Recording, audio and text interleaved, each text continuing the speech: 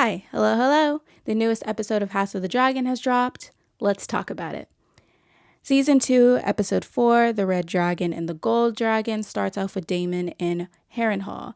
He is still having some of his illicit dreams. In this particular dream, he is in the throne room in the Red Keep, and he is seeing and talking to Rhaenyra. She's at a distance away. He can't quite hear what she's saying, but as she comes closer to him, she's basically saying, hey, you want my throne? You want this? You were always jealous of the fact that my dad, your brother, loved me more.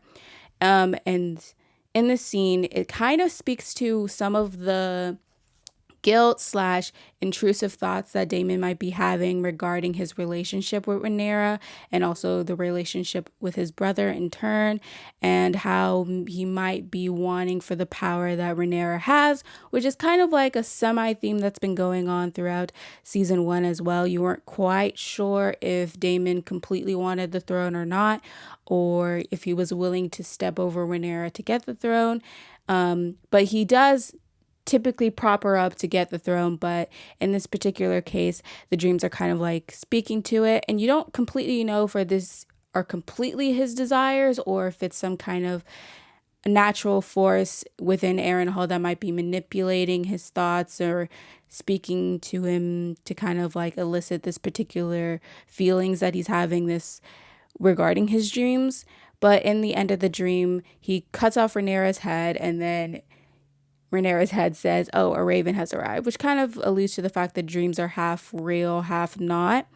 But Daemon wakes up and they say, hey, a raven has arrived from you from Dragonstone. It doesn't seem like he wants to answer it, which is kind of a running theme within the last episode as well, that Daemon's kind of just doing his own thing, not really telling Dragonstone what they're doing. But during the sequence as well, he also meets Oscar Tully's grandson, and he's basically asking, hey, what can you do for me? Can you guys provide some kind of army for me so that way we can take Rhaenyra's claim? And the grandson's kind of like, well, I can't really do anything because, I have to get permission. Like, my grandsire hasn't said anything. And Daemon's kind of like, well, why are you here, sir? Like, why are you here? You literally came all this way just to tell me you can't do anything for me. And he was kind of like, why don't you just kill your your grandfather? And he's like, why would I do that? And Damon's like, you're even more of a waste of time. You won't even do that for me. And that's kind of like how the situation ends. I have mixed feelings about all the scenes within Harrenhal. I don't know what it is, but for me, they kind of tend to slow the pace of the episode for me. They just feel like, in a weird way, they come in abrupt timing for me.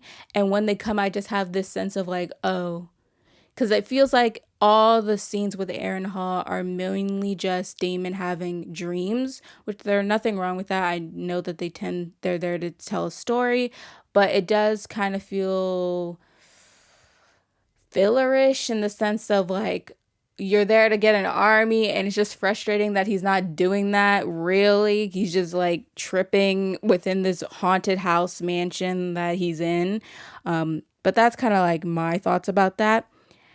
After this scene, we cut to a dock scene between Rhaenyra and her husband Corlys, and this scene kind of was weird to me at first. So Rhaenyra, she comes up, and there's the guy who, I can't remember his name right now, the guy who had saved Corlys during when he got his injury, and she like goes up and touches his face, and I was like, and says like, oh, your mother must have been beautiful. And I was like, what in the world? I was so weirded out. I was like, what the heck is she doing? And then we find out later on, well, it's alluded to heavily, as the guy goes away and she talks to Corlys, that essentially Corlys had some kind of affair, and that is possibly his love child between him and another woman, which I was like, oh, that's tea. I was like, oh, that's interesting. Wouldn't take him for the type to cheat, but also I don't know that man, so what am I to know? But I found that very fascinating. It tells a little bit about how their struggles in their marriage could be. We've seen some issues in their marriage, mainly after their children have died, that Colas went away for like 7 whole years.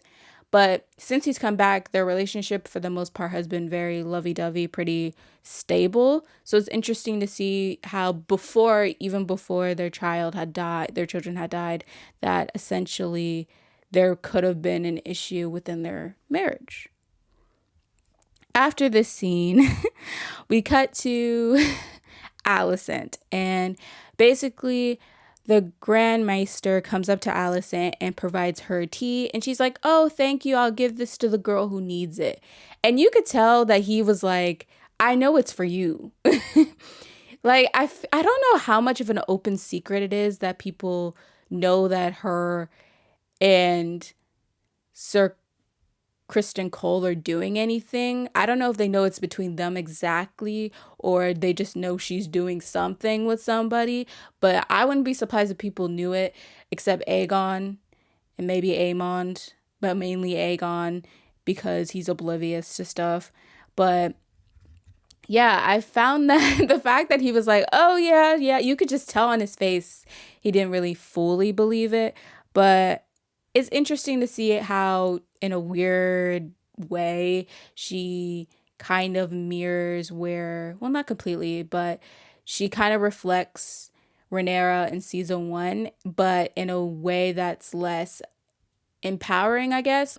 When Rhaenyra took the tea, she essentially took it because she made a series of decisions that she didn't necessarily regret and were in a time for her empowering sort of decisions, whereas you could see the self-hate within Alicent and all her actions. Even this moment, you could see that she's not fully happy that she has to take this tea. You could kind of see the guilt within her, the fact that she has sinned within her.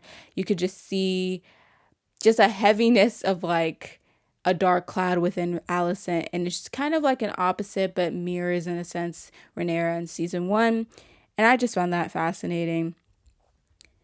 So she takes the tea, and then we go back to a meeting within the Dragonstone with Team Black. Now, I read this somewhere, I believe on Reddit, and people were saying that all the scenes within Team Black are so similar. And I was like, I didn't notice it. I noticed it, but when people said that, I was like, yeah, all the scenes, especially in this room, it's always in the same room. All the scenes are pretty much the same. All the advisors for Rhaenyra are like, hey, she got to do something. Team Green's going to do something. Bring out the dragons. And Rhaenyra is always like, no. Or if Rhaenyra's not there, Renee is like, no, let's not do that. Behavior queen, it's treason, stuff like that. And I don't know, before all these scenes, I was very on Rhaenyra's side, especially episode 1, 2, and 3, that, yeah, you should hold off on using dragons, because I was aware, like Rhaenyra was aware, that once you start using dragons, you kind of can't turn back from them. They're kind of like nuclear weapons. They can destroy anything and everything, and the damage done by dragons is like exponential. So to me, her not using the dragons was okay for me. I was like, okay, don't listen to them, girl. Like, don't use those dragons. People are gonna die more if you use those dragons. I will say, though, in this particular episode, when they were urging her to take action, or just saying, hey, we need to take action, between Jace and Baela, who were there when Rhaenyra is still, I guess, in King's Landing doing whatever she, coming back from the boats or whatever. I kind of agreed with them for the first time. I was like, yeah, you guys need to start making moves. If you don't want to use the dragons, you got to use something else. Because right now, all we're doing is essentially just sitting here twisting our thumbs while Team Green is doing stuff, as we're going to see later on in the episode. Team Green is moving, and Black hasn't made a single movement since pretty much the war has started, except for the exception of, Aegon's child being, gone, But other than that, they haven't made any significant moves. And I'm just like, I need you. I was getting increasingly frustrated that they weren't doing anything. I was like, yeah, you know what? Her advisors were kind of right. I don't know if I necessarily, agree with bringing out the dragons, but you guys got to do something. You guys have practically no army.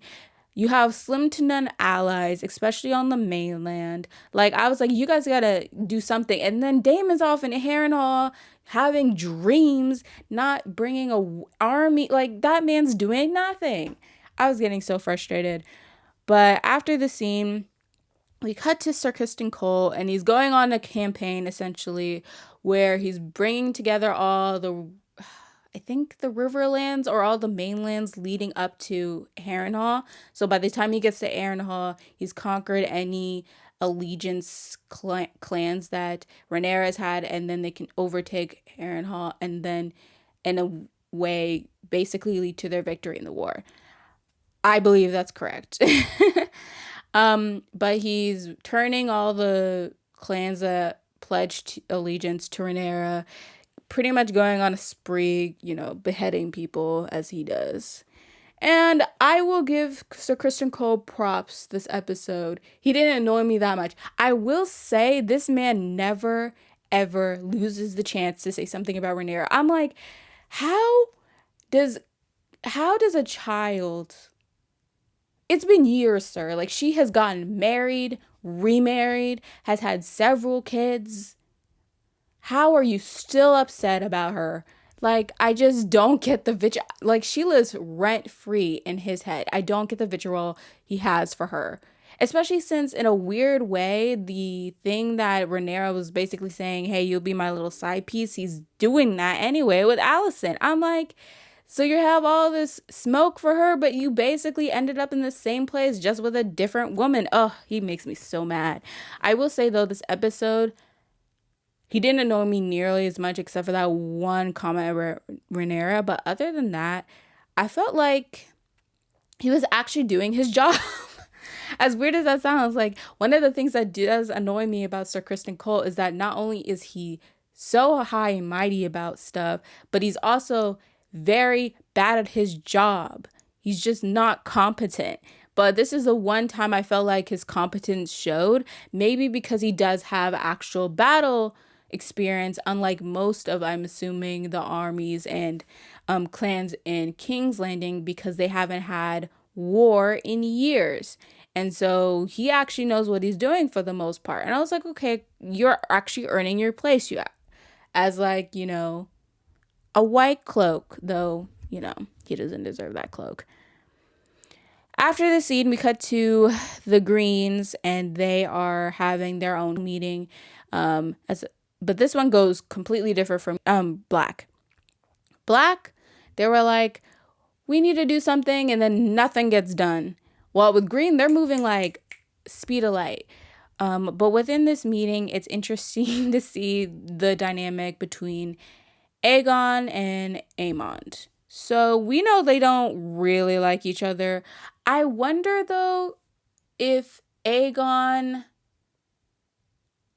I don't know. With Aemond, I can see the clear distaste and disdain and honestly, downright almost could be hatred, maybe most likely hatred he has for his brother. But with Aegon, I don't see that same projection to Aemond. Like, I think he thinks he's superior to him, but I don't think he dislikes his brother necessarily. Don't get me wrong, Aegon's a horrible person, especially to his brother. For some reason, he just loves to clown on Aemond, but I never get this sense of like he hates his brother. I don't know how to explain it, but I think you guys get what I'm trying to say. While Aemond, you can tell that he doesn't really like his brother. And I feel like that's reflected with what happens later in the episode with Aegon's reaction to seeing Aemond as opposed to what Aemond actually does. Because I feel like there's a certain level of trust that Aegon has for Aemond, and that is not the same for Aemond towards Aegon. But in this meeting, we kind of see Aemond take more steps to essentially overcoming his brother's authority. Aegon hears that Sir Criston Cole is going to Rook's Nest, and he's like, I didn't authorize that. I want him to go to Harrenhal. He needs to get Harrenhal. That is a small, what is he doing over there? And Aemon's like, oh no, this is a good, you have to see the bigger picture. It all makes sense, essentially. And he's like, well, how come I didn't know about it? And Aemon is like, well, I knew about it. He told me. And you could just feel the tension in the room, and you could feel Aegon's insecurity. What do you mean he messaged you and not me, the king? And you could just feel his like paranoia and also insecurity, in the sense of like, he always felt like he's not worthy of being king, which he's not.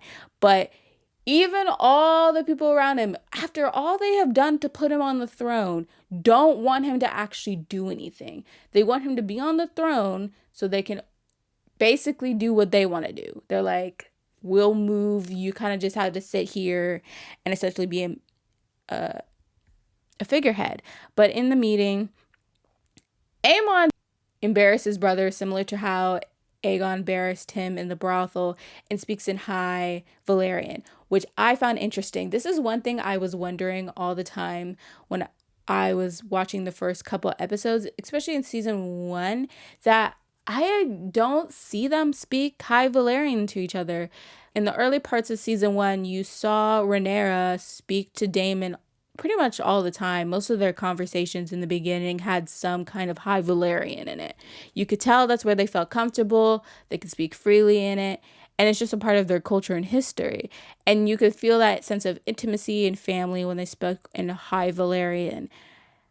With Aemon and Aegon, I was always wondering, I'm surprised they don't speak High Valyrian to each other. You would assume they would. And one, I think that also symbolized how the relationship is not that strong to start with, that they don't even want to have like private conversations with each other. It can also symbolize that, particularly for Aegon, he's not really connected to his past, and the High Valyrian not connected to history, not really connected to family in a sense.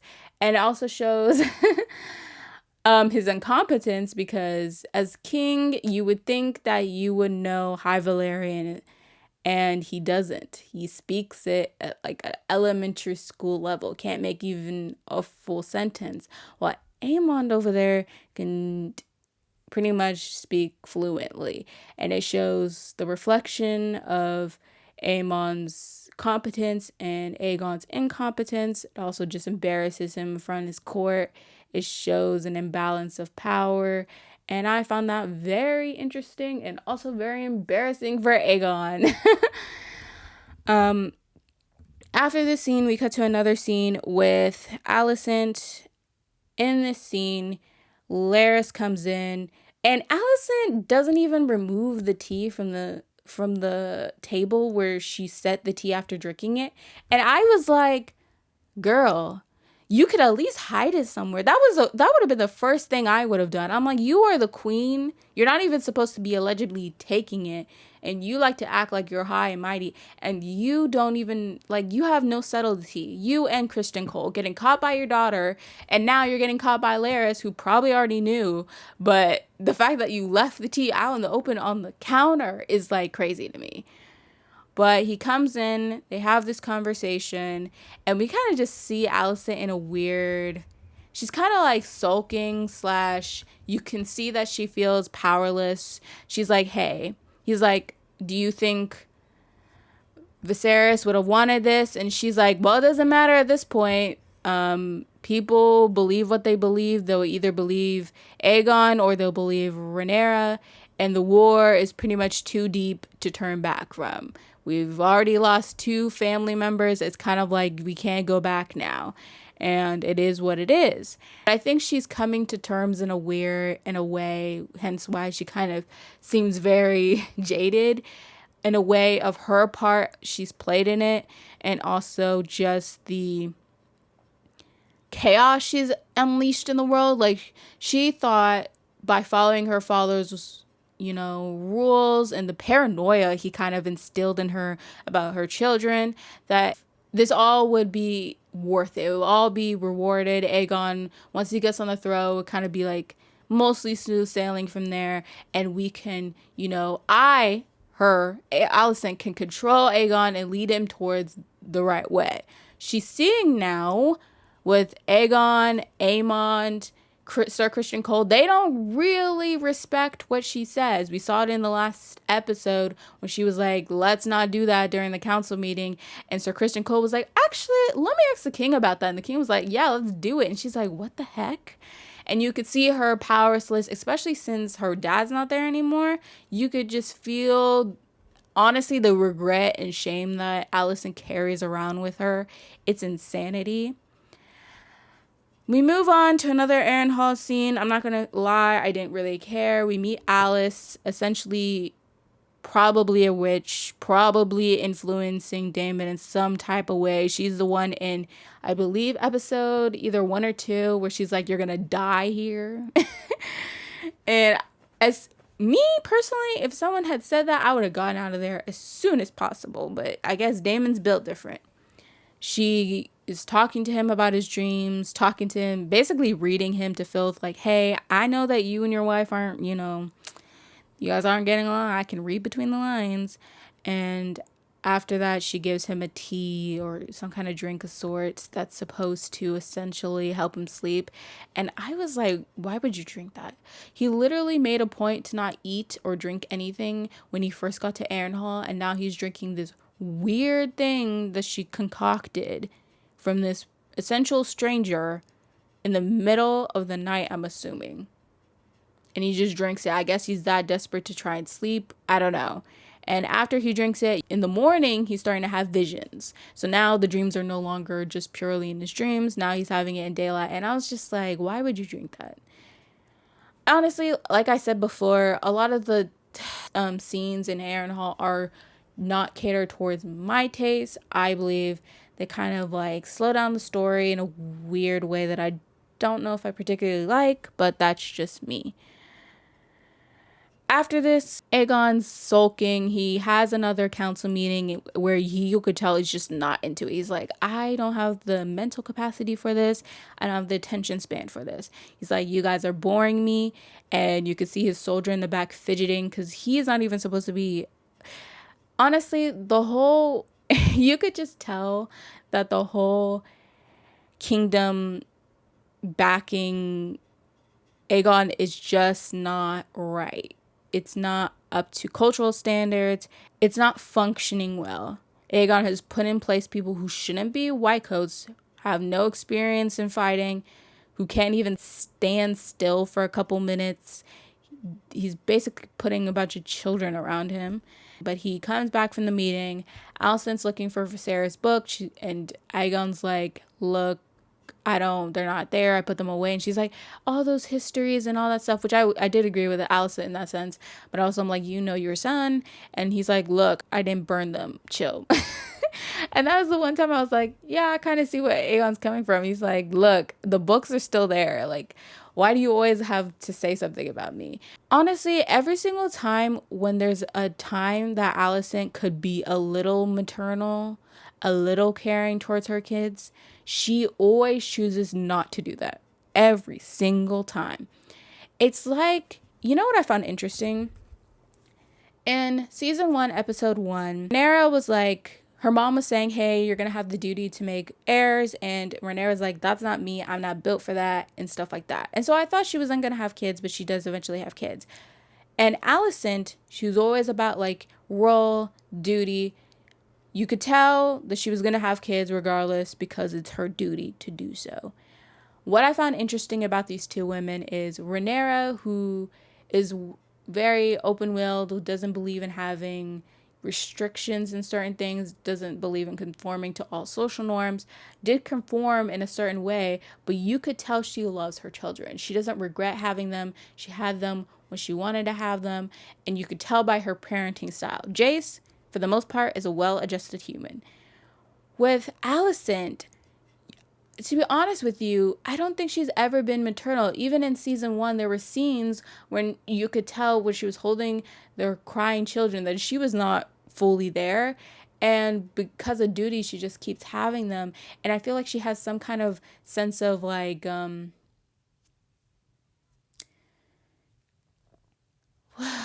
would I say it? Sense of she's upset that she had to have them. And I don't think she would have chosen it for herself. That's how I read it. And she instilled so much hate and paranoia and fear within her children. And she just doesn't like them as human beings, and then is shocked when they act terribly. I'm like, Allison, maybe if you were a little bit nicer, your children wouldn't turn out as bad. I'm like, half of the reason why I kind of just like, when she complains about her children, I'm like, well, you did raise them. Like, you were part of the raising process. Don't get me wrong, Aegon has always been a bully since a child, but I do think there could have been correction there that she never did. Same with Aemond.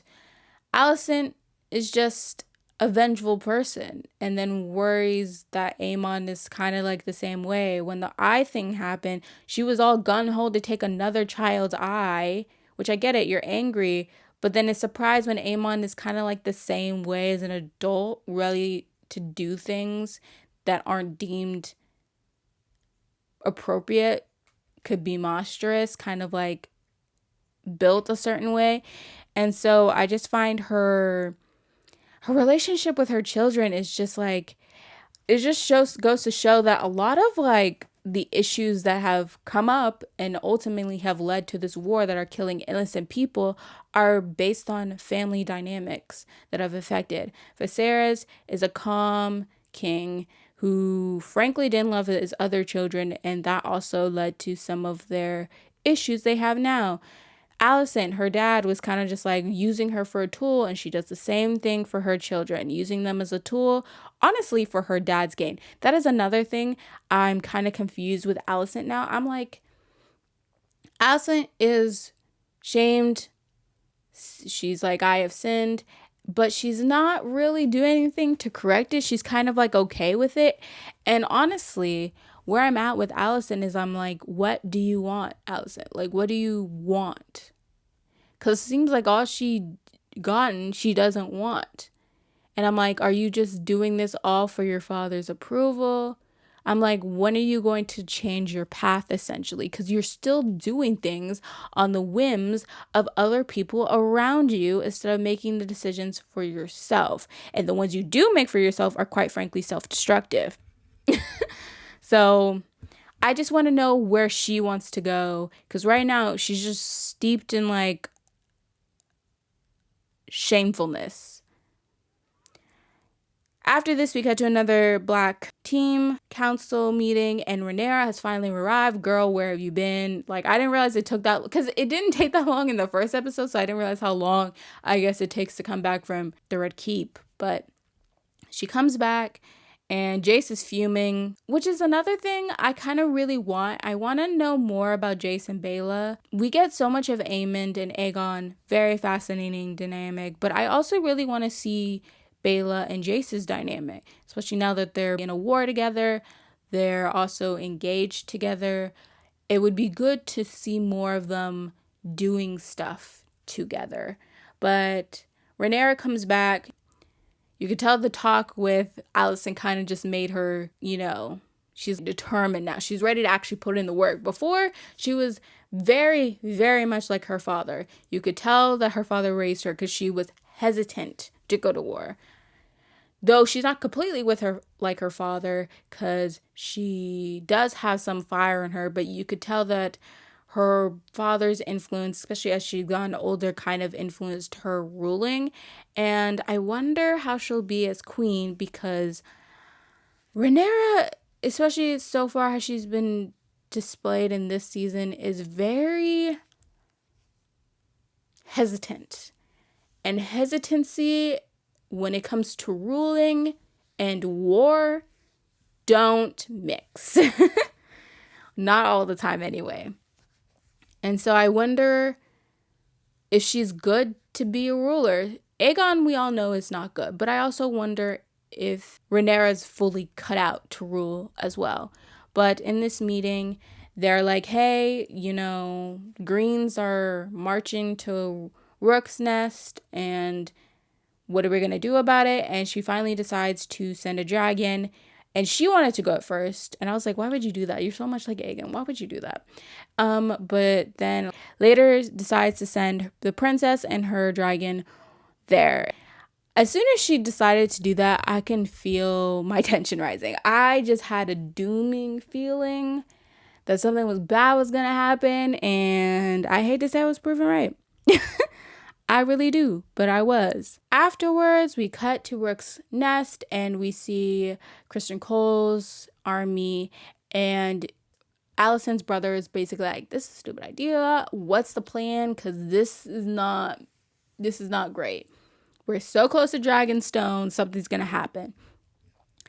And Criston Cole's like, you got to trust the process. Rhaenys is coming on her dragon, and she gets there, starts burning down equipment, and then a horn is sounded, and in this horn it signals to none other than Aemond and Vhagar. Yep, they were hiding in the background. Essentially, Aemond and Criston Cole had assumed a dragon would be coming. I guess they had thought, okay, if we go this way to this landing, not only do we get all this extra stuff that they talked about in the council, but also they could draw out the blacks to do something. And they did. And but there's like a little kink in the plan. Something was not completely planned, and that is Aegon. Yeah, so after his little chat with Alicent, because one thing about Alicent, she can make people feel bad every single time she talks to them. But Aegon gets on his dragon, which we do get a really cute scene with him and his dragon Sunfire, which I thought was adorable. And it also just shows the connection between dragons and their riders. We don't get a lot of that in this season or in the show in general. And so it's really cute to see, especially with Aegon. It's really cute to see an animal really love him and see a really nice relationship, probably the best relationship he has in his life. This is a side note. I did really like the scene where Rhaenyra is telling Jace about the Song of Ice and Fire. I am sick of hearing that, and I don't really know how that plays a part in anything, but I do really like that sequence. I love the music. I loved how she talked about it. I got chills. I was like, okay, we're doing, and I was getting hopeful, even though I had a dreading feeling in my stomach. But Aegon is flying on his dragon. Aemond is so upset that he sees Aegon in the sky. He's like, what is that idiot doing? But he waits with Vhagar, and they just wait it out. And Aegon is not built for war. It's not built for battle. None of these people really are for the most part. But he comes in contact with Rhaenys, and he and his dragon just essentially are going at it. They're fighting for their lives. I felt so bad for Sunfire. Like, she didn't deserve all that. She's like a child. It's a baby dragon. She didn't deserve to get mauled like that, especially since, unfortunately, she has a very irresponsible rider. Let's say that. So he is fighting for his life. Aemond finally decides to appear in the sky with Vhagar, and they're flying. Aegon sees Aemond and is like, oh, thank gods. He's here. He's going to rescue me. And Aemond said, you know what? Scratch that. I kind of hate you. And essentially takes the chance to burn up his brother.